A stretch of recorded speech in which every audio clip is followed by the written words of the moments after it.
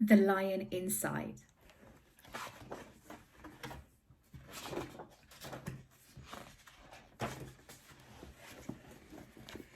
In a dry, dusty place where the sand sparkled gold stood a mighty flat rock, all craggy and old. And under that rock, in a tiny full house, lived the littlest, quietest, meekest brown mouse.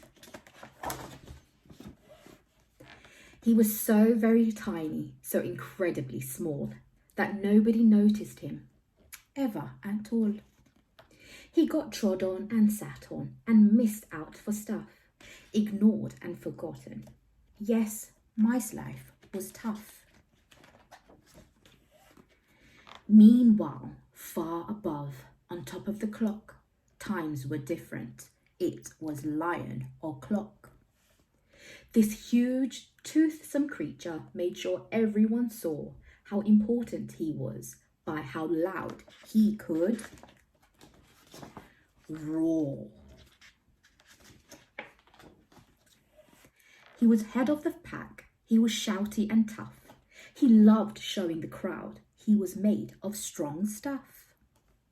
Yes, all were impressed by this mighty King Cat. If only, thought Mouse, I could be more like that. Then late one dark night, in his Minnie Mouse bed, the cleverest thought popped into his head. He jumped from the covers and held up a paw. "I've got it," he said. "What I need is a roar." I mean, what if this mouse, with the weeniest squeak, was a little more grrr and a little less meek? Well, he'll still be the smallest of fuzzy brown mice, but he'd make friends and join in, and life would be nice. Yes, thought the mouse, I must find out how. I will learn how to roar, and I will learn it now.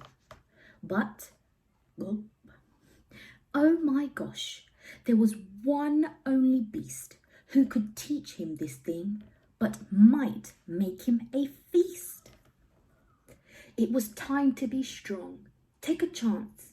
After all, forever was such a long time to feel small.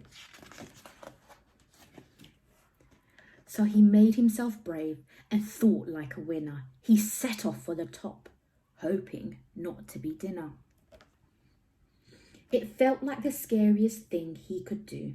But if you want things to change, you first have to change you. The further he climbed, the closer he got to the slumbering lion reclining on top. Then, at last, as he stood on his tippity toes, he found himself suddenly nose to nose. Well, pardon me. Wake up, Mr. Lion. You've got company. Squeak. Mr. Lion, what I've come to you for is a squeak. Do you think you could teach me your roar? A silence befell that twinkling plain. The lion opened his eyes and puffed out his mane. Time slowed right down, while it felt like a week. Then he opened his mouth and let out an eek.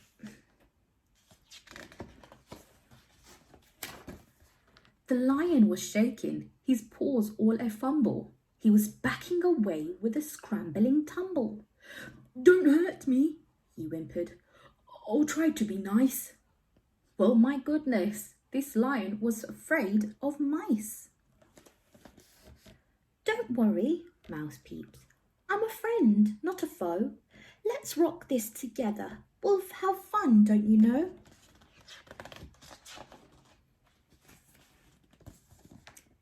That was the magical moment for sure, when Mouse didn't feel at all small anymore. He had found his true voice and learned to speak out. And for that, you don't need to roar or to shout. And from that day and always, the two were a pair.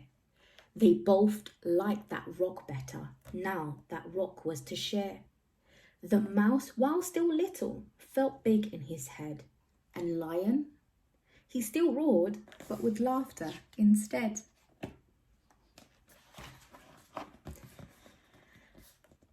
Yes, that day they both learned that no matter your size, we all have a mouse and a lion inside.